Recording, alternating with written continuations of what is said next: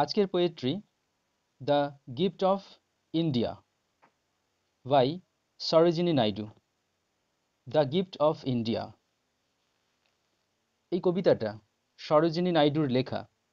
এই কবিতাটা পড়ার আগে নিশ্চিতভাবে আমাদের ওয়ার্ল্ড ওয়ার ফার্স্ট সম্পর্কে জানা দরকার, যেটাকে প্রথম বিশ্বযুদ্ধ বলা হচ্ছে। তার কারণ প্রথম বিশ্বযুদ্ধের সঙ্গে সরোজিনী নাইডুর লেখা দ্য গিফট অফ ইন্ডিয়ার একটা গভীর সম্পর্ক রয়েছে। Obviously referential relation to the poetry the gift of India by Sarojini Naidu. তো ফার্স্ট ওয়ার্ল্ড ওয়ার, প্রথম বিশ্বযুদ্ধ, যে টাইমটা সেটা ছিল 1914 থেকে 1918, 1914 থেকে 1918 পর্যন্ত প্রথম বিশ্বযুদ্ধ। আর সরোজিনী নাইডু গিফট অফ ইন্ডিয়াটা কম্পোজ করেছিলেন অ্যারাউন্ড 1915 অর 1916, 1915 কিংবা 1916 দিকে উনি এই দ্য গিফট অফ ইন্ডিয়াকে কম্পোজ করেছিলেন। আর সেই সময় প্রথম বিশ্বযুদ্ধ চলছে, তার মানে ভীষণভাবে প্রথম বিশ্বযুদ্ধের সঙ্গে সম্পর্কিত এটা একটা গুরুত্বপূর্ণ কবিতা বাই সরোজিনী নাইডু। তো প্রথম বিশ্বযুদ্ধের কথা আমরা আগে জানবো, তাহলে এই কবিতাটা বোঝাটা আমাদের কাছে অনেক বেশি সুবিধা হবে। প্রথম বিশ্বযুদ্ধের টাইম বললাম 1914 থেকে 1918। যখন প্রথম বিশ্বযুদ্ধ চলছে তার মানে বোঝাই যাচ্ছে আমাদের ভারতে রয়েছে কলোনাইজার্স, মানে ব্রিটিশ পিপল, ব্রিটিশ রুলার্স, আমরা তাদের অধীনে। তো ভারতীয় যে আর্মি বিভাগ, ইন্ডিয়ান আর্মি সেই সময় ছিল, সেটাকে আমরা ইন্ডিয়ান আর্মি ঠিক বলবো না। তার কারণ হচ্ছে আমাদের ইন্ডিয়ান যে সমস্ত জওয়ানরা আর্মিতে যোগদান দিয়েছিলেন তারা তো ব্রিটিশের অধীনেই ছিলেন, তাই কি না? যার ফলে এটাকে ব্রিটিশ ইন্ডিয়ান আর্মি বলবো, যেহেতু ডিউরিং ব্রিটিশ রুল, ব্রিটিশ শাসনের অধীনে ভারতীয় যে সমস্ত জওয়ানরা আর্মিতে যোগদান করেছিলেন, অবভিয়াসলি ইন্ডিয়ান আর্মি, কিন্তু under the British rule, British রুলের অধীনে, সেই জন্য একে বলবো ব্রিটিশ ইন্ডিয়ান আর্মি। তার মানে সেই সময়ের যে ইন্ডিয়ান আর্মি, স্বাধীনতার আগে প্রথম বিশ্বযুদ্ধের সময়ের কথা বলছি, সেই সময়ের ইন্ডিয়ান আর্মি তারা কাদের দ্বারা পরিচালিত? অবভিয়াসলি ব্রিটিশ শাসকের দ্বারা পরিচালিত। ব্রিটিশ শাসক যা বলবে তাদেরকে তাই করতে হবে। এবার প্রথম বিশ্বযুদ্ধে নিয়োজিত হয়েছিল ব্রিটেন, যেই ব্রিটেনের ব্রিটিশরা আমাদের ভারতে এত বছর রাজত্ব করেছে। তো প্রথম বিশ্বযুদ্ধ মানে বিশ্বব্যাপী এই যুদ্ধ, অলমোস্ট সমস্ত দেশ এই যুদ্ধের দ্বারা প্রভাবিত হয়েছিল। প্রথম বিশ্বযুদ্ধে অংশগ্রহণ করেছিল ব্রিটেন, আর সেই ব্রিটেনের ব্রিটিশ রাজত্ব করছে ভারতে। তার মানে ভারতীয় সেনাবাহিনীতে যে সমস্ত জওয়ানরা রয়েছে তাদেরকে ব্রিটিশ দ্বারা পরিচালিত হয়ে যুদ্ধ করতে হবে প্রথম বিশ্বযুদ্ধে। বিষয়টা এটাই। এখানে ভারতীয় সেনাবাহিনীর কি লাভ ছিল? তার কারণ তারা বিশ্বের বুকে একটা পজিশন পেতে পারত ইন্ডিয়ান আর্মি হিসেবে, সেরকমই একটা যোগ্যতার আশা করে, সেরকমই একটা পজিশনের আশা করে বা প্রত্যাশা রেখে বলা যেতে পারে প্রাণপণে যুদ্ধ করেছিল, লড়াই করেছিল আমাদের Indian army under the British ruler. Clear? এবার প্রথম বিশ্বযুদ্ধ যখন হয় তখন বলেছি সারা বিশ্বব্যাপী যুদ্ধটা ছড়িয়ে পড়েছিল। তো সেই সময় যুদ্ধর ক্ষেত্রে দুটি পাওয়ার কাজ করেছিল, দুটি ক্ষমতার এগেনস্টে যুদ্ধ হয়েছিল। হুম দুটো ক্ষমতা একে অপরের এগেনস্টে যুদ্ধ করেছিল। তো ফার্স্ট যে পাওয়ারটা ছিল সেইটাকে বলা হয় সেন্ট্রাল পাওয়ার। তো ফার্স্ট বিশ্বযুদ্ধের যে পাওয়ারটা ছিল লড়াইতে সেটাকে বলা হচ্ছে সেন্ট্রাল পাওয়ার। ক্লিয়ার? এবং সেকেন্ড যে পাওয়ারটা ছিল সেই সেকেন্ড পাওয়ারটাকে বলা হচ্ছে অ্যালাইস। তো এই সেন্ট্রাল পাওয়ার এবং অ্যালাইসের মধ্যে যুদ্ধ লাগে। ক্লিয়ার?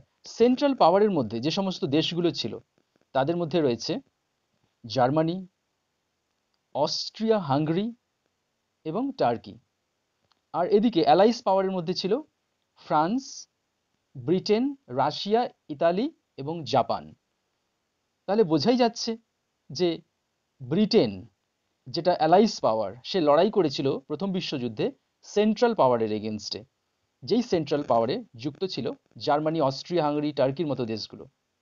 এবং যুদ্ধের ফলাফল হিসেবে অবশ্যই Alice power, that means the power of Britain, France, Russia, Italy, Japan, যে অ্যালাইস পাওয়ার, এদের পাওয়ার, এরা জয়লাভ করেছিল, এরা ডিফিটেড করেছিল সেন্ট্রাল পাওয়ার্সগুলোকে।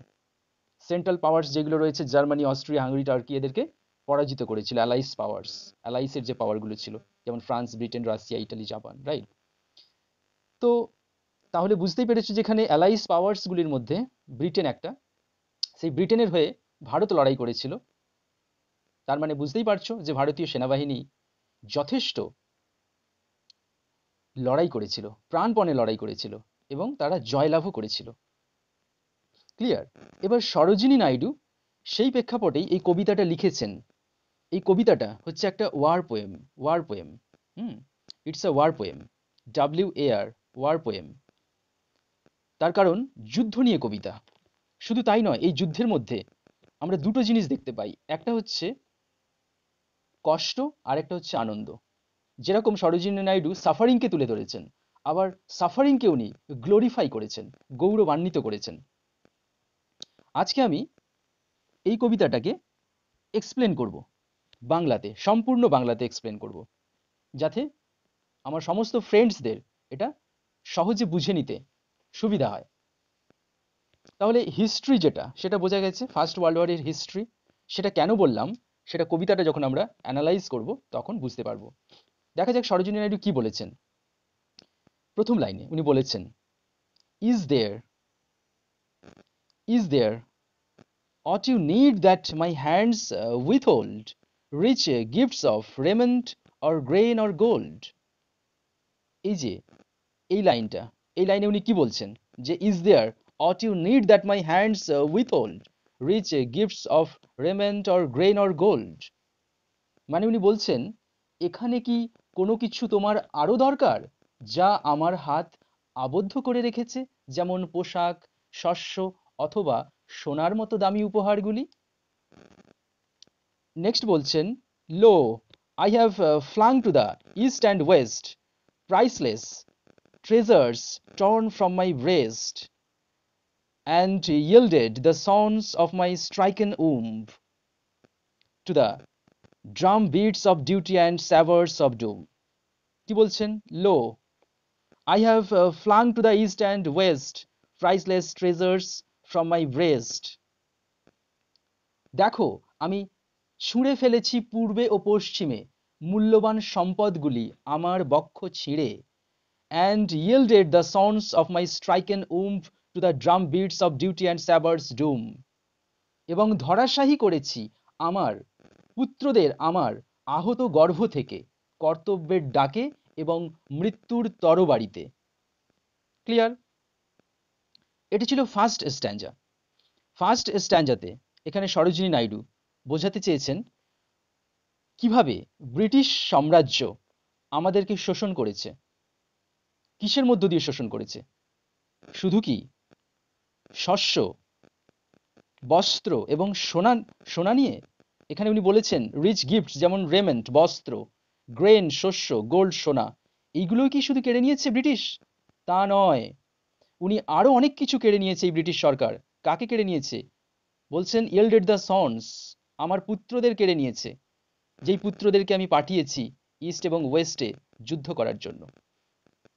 তাহলে এখানে উনি বাস্তব একটা পটভূমি তুলে ধরেছেন, ব্রিটিশ সাম্রাজ্যের একটা পটভূমি, ব্রিটিশ মানসিকতা, হরণ করা, লুণ্ঠন করা, শোষণ করা।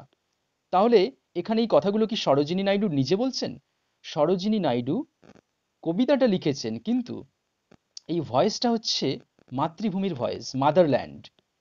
মাদারল্যান্ড, মাদারল্যান্ড হচ্ছে পার্সনিফাইড ফিগার, মা জননী, ভারত মাতা বলছেন, এটা ভারত মাতার কণ্ঠস্বর, ভারত মাতা বলছেন কথাগুলো, তাই না? পুরো কবিতাটার মধ্যে কথাগুলো ভারত মাতা বলছেন।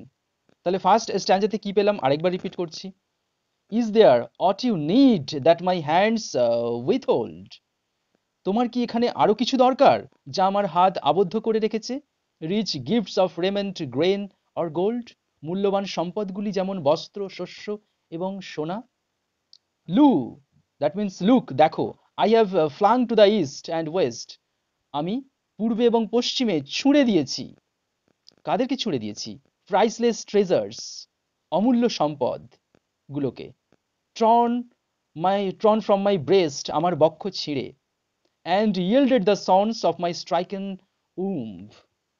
yielded মানে ধরাশায়ী করেছি, the sons পুত্রদের, of my stricken womb আমার আহত গর্ভ থেকে আমি আমার পুত্রদের ধরাশায়ী করেছি। কিসে ধরাশায়ী করেছি?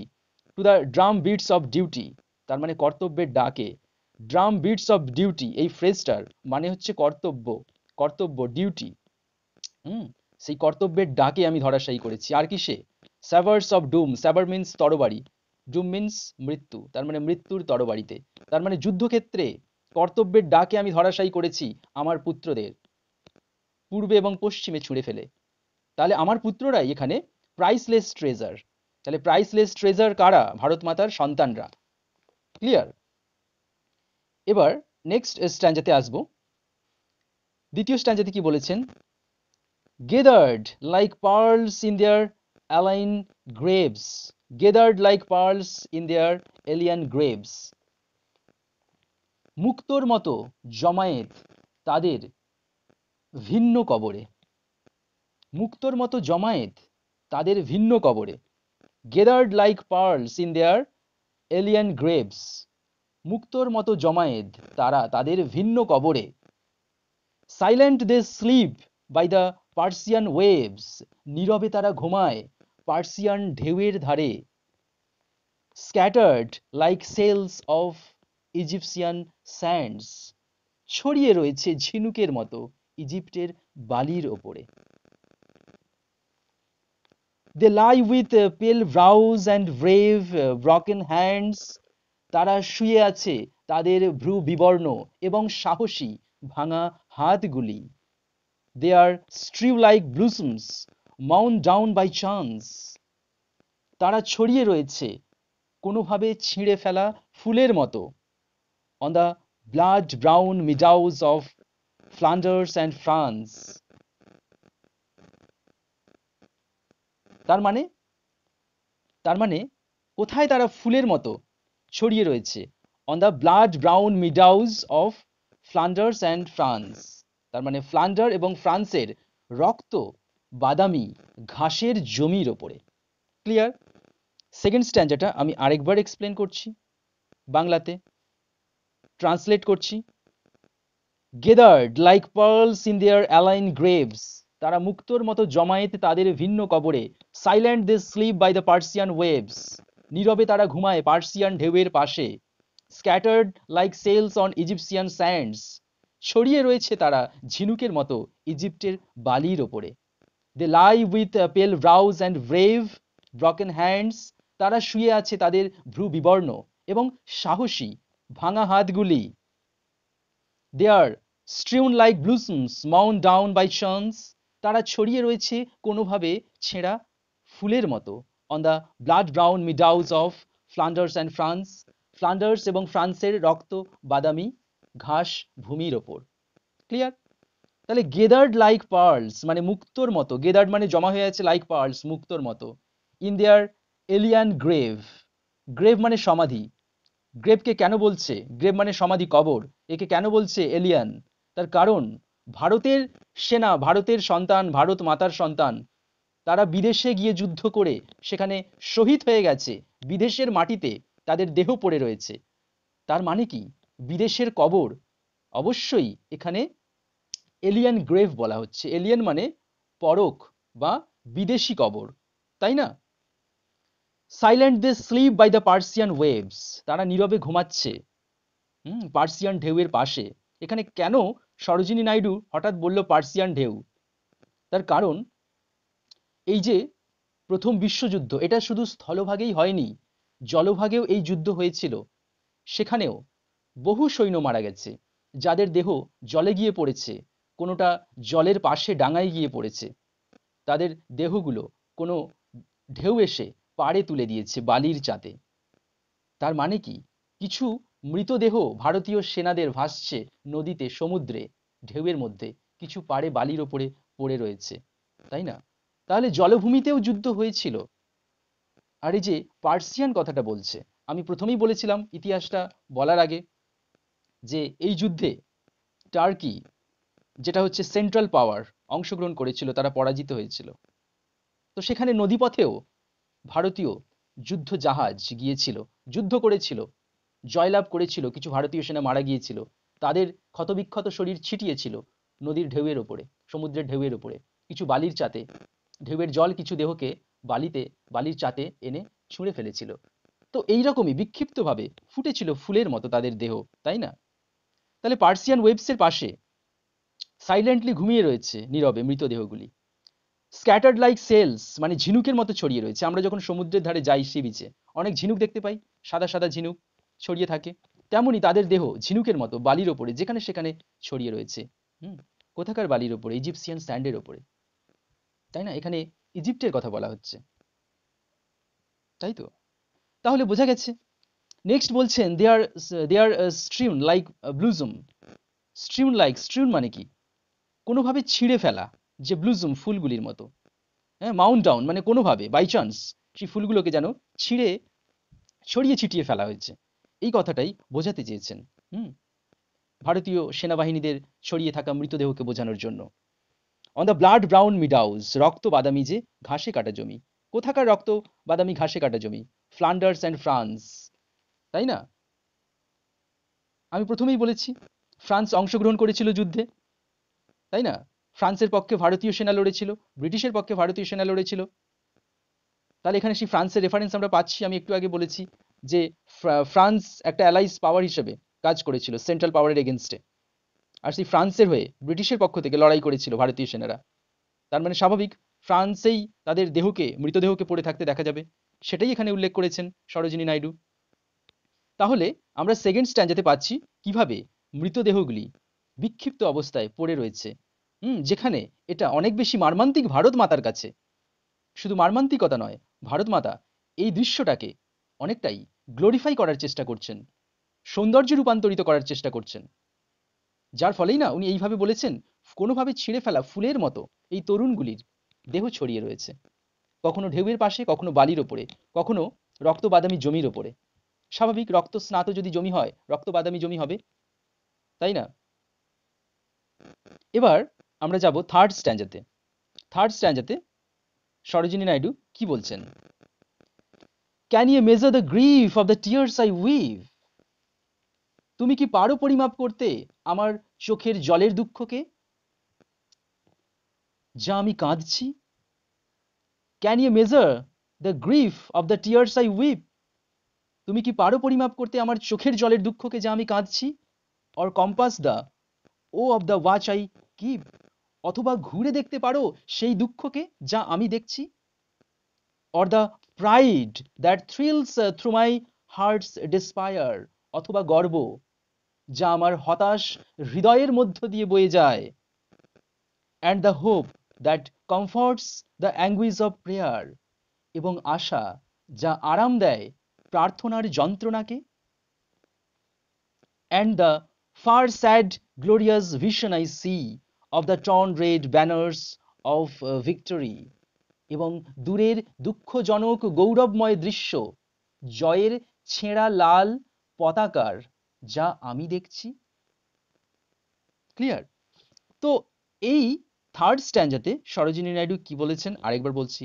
Can you measure the grief of the tears I weep, or compass the woe of the watch I keep, or the pride that thrills through my heart's despair, and the hope that comforts the anguish of prayer, and the far sad glorious vision I see of the torn red banners of victory. তুমি কি পারো পরিমাপ করতে আমার চোখের জলের দুঃখকে, যা আমি দেখছি? অথবা ঘুরে দেখতে পারো সেই দুঃখকে, যা আমি দেখছি? তাহলে প্রথম দুটো লাইনে বলেছেন, তুমি কি পারো পরিমাপ করতে আমার চোখের জলের দুঃখকে, যা আমি কাঁদছি? অথবা ঘুরে দেখতে পারো সেই দুঃখকে, যা আমি দেখছি? অথবা গর্ব যা আমার হতাশ হৃদয়ের মধ্য দিয়ে বয়ে যায়, এবং আশা যা আরাম দেয় প্রার্থনার যন্ত্রণায়, এবং দূরের দুঃখজনক গৌরবময় দৃশ্য, জয়ের ছেঁড়া লাল পতাকার, যা আমি দেখছি। ক্লিয়ার? ক্যান ইউ মেজার, ইয়ে মানে ইউ, মেজার মানে পরিমাপ করতে পারো, দ্য গ্রিফ দুঃখ, অফ টিয়ার্স চোখের জলের, আই উইপ যেটা আমি কাঁদছি। তার মানে তুমি কি পারো পরিমাপ করতে আমার চোখের জলের দুঃখকে, যা আমি কাঁদছি?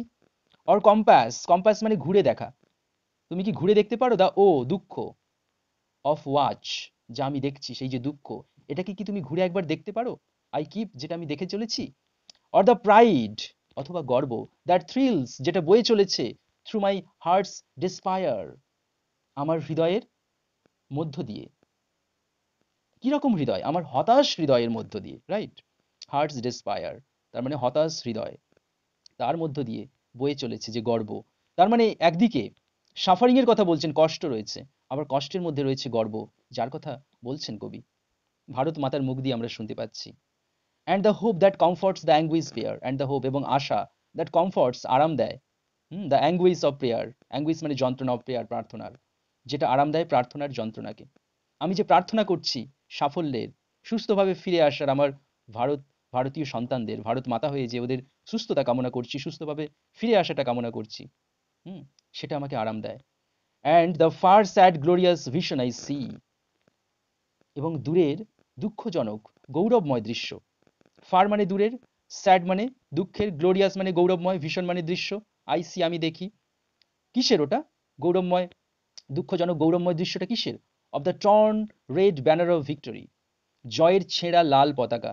কেন এখানে সরোজিনী নাইডু রেড কথাটা ইউজ করেছেন? রেড বিকজ রক্ত স্নাত যুদ্ধক্ষেত্রকে তুলে ধরার জন্য। Red is the symbolic to blood of the young Indian soldiers, right?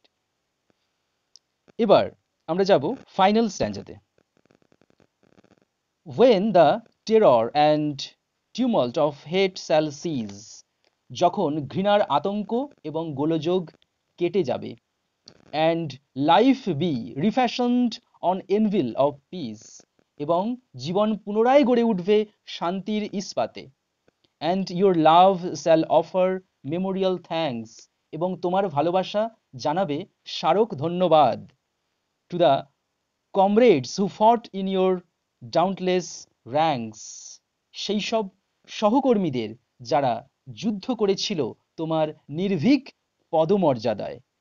and you honor the deeds of the deathless ones, এবং তুমি সম্মান করো অমরদের কাজগুলিকে, তুমি সম্মান করো অমরত্বের কাজগুলিকে। রিমেম্বার দ্য ব্লাড অফ দাই মার্টার্ড সন্স, স্মরণ করো রক্ত তোমার শহীদ সন্তানদের। তো in the last স্ট্যান্জা of this poetry, Sarojini Naidu স্মরণ করার কথা বলছেন এবং তাদের শহীদ হওয়াটা মেমোরি হিসেবে থাকার কথা বলছেন। ওয়েন দ্য টেরর অ্যান্ড টিউমাল্ট, যখন এই আতঙ্ক, টেরর মানে আতঙ্ক, টিউমাল্ট মিনস গোলযোগ, এই আতঙ্ক এবং গোলযোগ, যুদ্ধ পরিস্থিতি, কিসের যুদ্ধ পরিস্থিতি? ঘৃণার যুদ্ধ পরিস্থিতি। হেট, ঘৃণাই না যুদ্ধ নিয়ে আসে, যুদ্ধের আহ্বান করে ঘৃণা বিদ্বেষ। তাহলে এই ঘৃণার যে আতঙ্ক এবং গোলযোগ যেটা যুদ্ধ পরিস্থিতি সৃষ্টি করেছে, শ্যাল সিজ, যখন কেটে যাবে, যখন শেষ হয়ে যাবে, অ্যান্ড লাইফ বি রিফ্যাশনড, রিফ্যাশন মানে পুনরায় গড়ে উঠুক, জীবন পুনরায় গড়ে উঠবে কিসের উপরে? অন এনভিল অফ পিস, শান্তির ইস্পাতে, তার মানে solidity of piece, that is referring two. And your love shall offer Memorial thanks, এবং তোমার যে ভালোবাসা জানাবে স্মারক ধন্যবাদ। টু দ্য কমরেডস, কাদের জানাবে এই স্মারক ধন্যবাদ, স্মরণীয় ধন্যবাদ কাদের জানাবে? টু দ্য কমরেডস, সেই সমস্ত সহকর্মীদের, কমরেডস মিন সহকর্মী, কারা? হু ফট ইন ইউর ডাউন্টলেস র্যাঙ্ক, যারা যুদ্ধ করেছিল, কিসে যুদ্ধ করেছিল? তোমার নির্ভীক পদমর্যাদায়। ডাউন্টলেস র্যাঙ্ক তার মানে নির্ভীক পদমর্যাদা, ডাউন্টলেস মানে নির্ভীক, ব্রেভ, কারেজাস, র্যাঙ্কস মিনস পদমর্যাদা। তার মানে যে পদমর্যাদা তুমি তোমার সৈন্যদের দিয়েছো ভারতবাসী, সেই সৈন্যদের পদমর্যাদায় তুমি ভালোবাসা জানাবে, তুমি ভালোবাসা জানাবে, স্মারক ধন্যবাদ জানাবে। কাদের স্মারক ধন্যবাদ জানাবে? সেই সমস্ত সহকর্মীদের যারা যুদ্ধ করেছিল তোমার নির্ভীক পদমর্যাদায়, তাদেরকে তুমি যে নির্ভীকতার পদমর্যাদা দিয়ে যুদ্ধক্ষেত্রে পাঠিয়েছ, সেই পদমর্যাদার কথা বলছে Bharat Mata. And you honour the deed of deathless ones, and you honour, এবং তুমি সম্মান করো দ্য ডিডস, কাজগুলিকে, অফ ডেথলেস ওয়ান্স, তার মানে অমর, অমর কাজ, ডেথলেস মানে মৃত্যুহীন, অমর তার মানে যে কাজগুলি অমর, অমরত্বের কাজ, সেইগুলোকে সম্মান করো। তার মানে sacrifice your own life for the sack of your own country. Obviously our British Indian army fought against the central powers for the sake of British people, for the sake of other countries. অন্যান্য দেশেদের হয়ে ভারতীয় সেনাবাহিনী লড়েছিল ঠিকই, কিন্তু সেটা তো একটা সম্মানের পদমর্যাদা, যার দ্বারা পরাধীন ভারত খুঁজে পেয়েছিল কিছু না কিছু একটা স্বাধীনতার প্রত্যাশা ভবিষ্যতের, যার জন্যই না তারা লড়াই করেছিল ব্রিটিশের হয়ে সেন্ট্রাল পাওয়ারগুলির এগেনস্টে প্রথম বিশ্বযুদ্ধে। তো এই যে যুদ্ধক্ষেত্রে নিজের জীবন বলিদান দেওয়া, it's a kind of being glorified.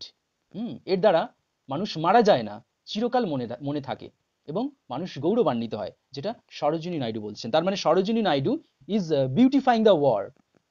যুদ্ধকে উনি সুশোভিত করছেন, বিউটিফাইং দ্য ওয়ার। সো আর মার্টার, রিমেম্বার, স্মরণ করো দ্য ব্লাড, রক্তগুলিকে, রক্তকে স্মরণ করো। কার রক্ত?